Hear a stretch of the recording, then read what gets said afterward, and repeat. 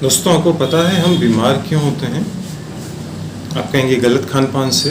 बिल्कुल सही है, लेकिन उसके पीछे की साइंस क्या है? आयुर्वेद इस बारे में क्या बोलता है? हमारे बीमार होने का साइंटिफिक रीज़न क्या है? किस वजह से हम बीमार होते हैं? आज उस पर थोड़ी सी आम भाषा में चर्चा हम लोग करेंगे। देखिए, होता क्या है, हमको बुखार आया, हमने एंटीपायरेटिक ले ली। बुखार आया, एंटीपायरेटिक ले ली। एसिडिटी हुई, रेबिप्रोजोल ले ली, ओमेप्रोजोल ले लिया। जुखाम हुआ, खांसी हुई, ठंड हुई, एंटी कोल्ड ले ली, एक्सपेक्टोरेंट ले ली, और दर्द हुआ तो पेन किलर ले ली। लेकिन हम जो मेन कारण होता है बीमारी का, उसको हम दूर नहीं करते हैं। हम सिर्फ फौरी एक सतही उपचार करते हैं और हम सोचते हैं कि अब हम सही हो गए, जबकि ऐसा होता नहीं। जब तक हम किसी भी बीमारी की जड़ को दूर नहीं करेंगे, हम उस बीमारी को दूर नहीं कर सकते। तो आयुर्वेद के शब्दों में बहुत सिंपल भाषा में आपको बताना चाहूँगा कि बीमार होने का कारण क्या है। आप देखते होंगे किसी के घुटने दुखते हैं, किसी के घुटने घिस गए, किसी की कमर दुखती है, किसी के गले में दर्द है, किसी के सर्वाइकल है, किसी के फ्रोजन शोल्डर है, किसी की आँखों में पेन है, किसी के हेडेक है, किसी के थायराइड है, किसी के अल्सर है, किसी के हार्ट प्रॉब्लम है, किसी की किडनी प्रॉब्लम है। हर व्यक्ति के अलग अलग तरीके की कुछ ना कुछ प्रॉब्लम होती है। उसका रीज़न क्या है कि किसी को ये बीमारी है, किसी को वो बीमारी। देखिए, उसका सिंपल सा कारण है। उसके पहले जब मैं इस चीज़ का डिटेल में बताऊं, ये बताना चाहूँगा कि हम लोग अधिकतर बीमारी 99% बीमारियों की जड़ हमारा खान पान होता है। हम लोग आयुर्वेद के हिसाब से अगर आप माने तो हम लोग 3 दोषों से बने हुए लोग हैं। वात, पित्त, कफ। ये 3 दोष हमारे शरीर में रहते हैं, जिनके मिलने से हम लोग बने हुए हैं। जब ये तीनों इक्वल रहते हैं, हम लोग हेल्दी रहते हैं। जो हमारा ऊपर की बॉडी है, ये हमारा कफ का स्थान होता है। जो मध्य बॉडी होती है हमारी कमर तक, वो पित्त का स्थान होता है, और जो कमर के नीचे का हिस्सा है वो वात का स्थान होता है। अब होता ये है, एक सिंपल भाषा में मैं आपको, घरेलू भाषा में आपको समझाऊं, बीमार हम होते कैसे हैं। आयुर्वेद में 6 टर्म होती हैं: संचय, प्रकोप, प्रसर, स्थान, संशय, व्यक्ति और भेद। ठीक है। इसको सिंपल भाषा में अगर आप समझें तो जिस प्रकार हम रसोई में गैस पे दूध गर्म करते हैं, तो आपने क्या किया, भगोनी में दूध लिया, गर्म करने चढ़ाया, तो वो जो इकट्ठा किया है आपने भगोनी में, वो हुआ संचय, दोषों का संचय। ठीक है।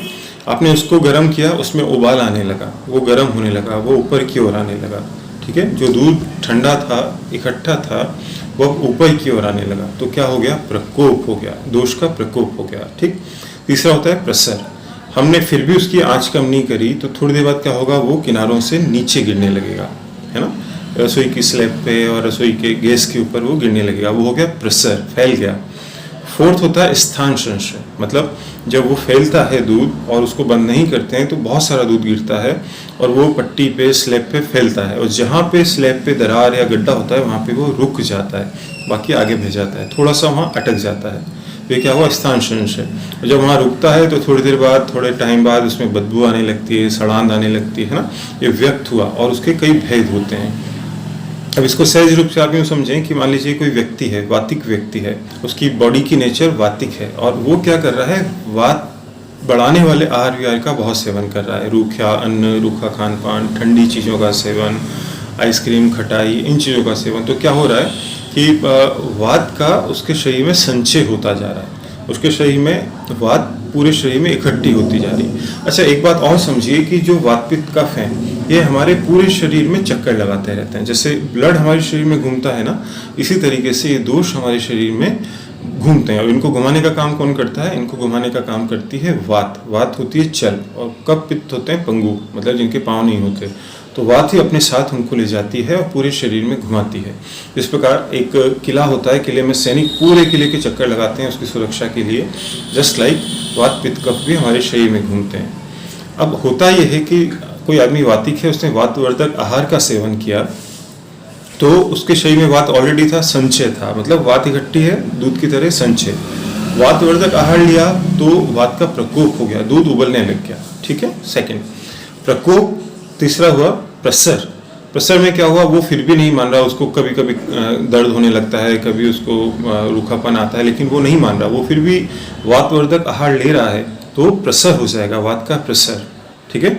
वो बाहर निकलने लगेगी। वात का स्थान होता है जोड़ों में नीचे की ओर, वहाँ से निकल के अन्य अंगों में जाने लगेगी, सिर में चल जाएगी, हेडेक हो जाएगा, आँख दुखेंगी, कान दुखेगा, गले में दर्द होगा। ठीक है। पैरालिसिस जैसा हो सकता है, ये सारी चीज़ें होती हैं। वात का प्रसर हो गया। अब फोर्थ होता है स्थान संशय। स्थान संशय में क्या होता है, जैसे फॉर एग्जांपल वात पूरे शरीर में घूम रही है। एक दुश्मन है जो एक किले के चारों ओर चक्कर लगा रहा है, बाहर के बाहर परकोटे पे वो देख रहा है कहाँ पे दीवार कमजोर है। जहाँ उसको दीवार कमजोर दिखती है वहाँ पे वो अंदर सेंध लगा के घुस जाता है ना। ये हुआ स्थान संशय। वात आपके पूरे शरीर में घूम रही है, सिर से लेकर पैर तक। उसको दिखा कि घुटना कमजोर है, घुटने में स्थान संशय की जगह है, घुटने में मैं अपना डेरा जमा सकता हूँ, तो वो घुटने में जाके बैठ जाएगी और वहाँ पे क्या होगा, आपको नी पेन होने लग जाएगा, जो आजकल बहुत होता है लोगों को। वात कमर में जाके रुक गई, कमर कमजोर है, वहाँ पे आपकी इम्यूनिटी कम है उस जगह की, तो आपके कमर में दर्द, स्लिप डिस्क हो जाएगा। आपकी गर्दन में जाके रुक गई तो आपको सर्वाइकल हो जाएगा। आपके सिर में जाके रुक गई तो हेडेक हो जाएगा। आप समझ रहे हैं। इसी तरीके से पित्त है, मान लीजिए आप ऑलरेडी पित्तस हैं और आप बहुत मिर्च मसाले, चटपटा, नमकीन, गरम गरम चाय, गरम गरम खाना, ठीक है, और बहुत तवे से उतरी हुई रोटी बिल्कुल गरम, ये सब खाते हैं, बहुत मिर्च मसाला खाते हैं, ड्रिंक करते हैं, स्मोक करते हैं, तो क्या होगा, शरीर में पित्त का जो रेशो है वो बढ़ेगा।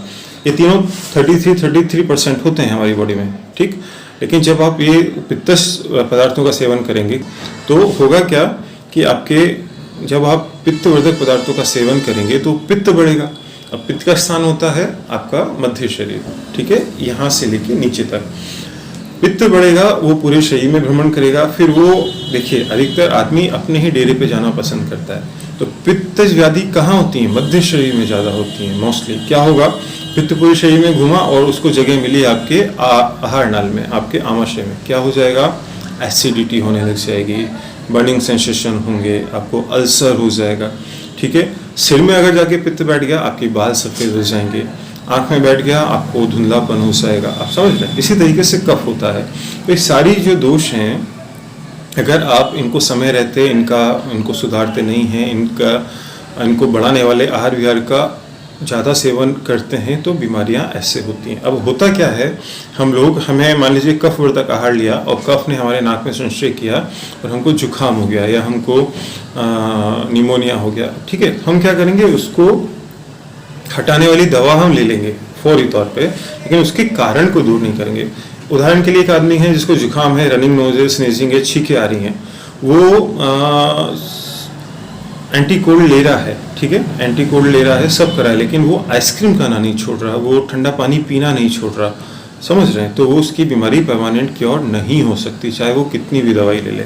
उसी तरीके से अगर हमारे कोई डिजीज़ है तो हमें पहले देखना पड़ेगा इसका कारण क्या है। कहीं हम कुछ ऐसा आहार विहार तो नहीं कर रहे जो इस बीमारी को बढ़ा रहा हो। हमारे अगर दर्द बढ़ने लगा है शरीर में तो हम कोई रूखी चीज़ें तो नहीं खा रहे हैं, हमारी स्किन ड्राई तो नहीं है, कि ऐसा तो नहीं कि हमने अभ्यंग किए बहुत समय हो गया हो, हम अगर बहुत मोटे होते जा रहे हैं, ओबेसिटी भी आजकल बहुत हो रही है लोगों को, तो कहीं ऐसा तो नहीं कि हम मधुर, हम लवण ज़्यादा खा रहे हैं, हम बहुत ऑयली, स्पाइसी और बहुत घी और गरिष्ठ चीज़ें ज़्यादा खा रहे हैं, हम जंक फूड, फास्ट फूड ज़्यादा खा रहे हैं और खा के आराम कर रहे हैं, बहुत ज़्यादा बिस्तर पे पड़े हैं, सोफे पे पड़े हैं, टीवी देख रहे हैं, मोबाइल देख रहे हैं, कफ तो बढ़ेगा। अब कफ बढ़ेगा तो पूरी बॉडी में या तो आपकी तौंद आएगी, या आपके कूल्हे मोटे होंगे, या छाती पे आपके चर्बी चढ़ेगी, या ओवरऑल आप मोटे हो जाएंगे, थुल जिसे बोलते हैं, क्योंकि अपने आप में कई बीमारियों की जड़ है।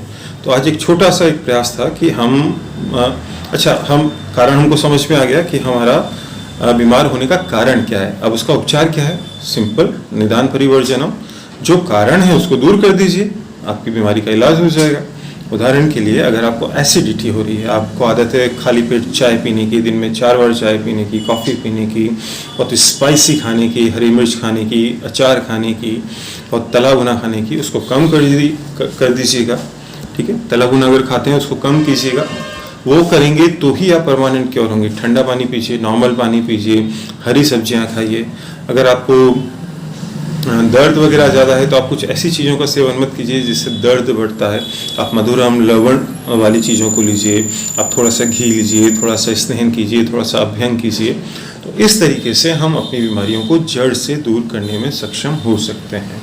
तो उम्मीद है आपको ये वीडियो अच्छा लगा होगा। अच्छा लगे तो प्लीज़ डॉक्टर नीरज योगा को आप फॉलो कीजिएगा, लाइक कीजिएगा और इस वीडियो को ज़्यादा से ज़्यादा शेयर कीजिएगा। आज के लिए इतना ही।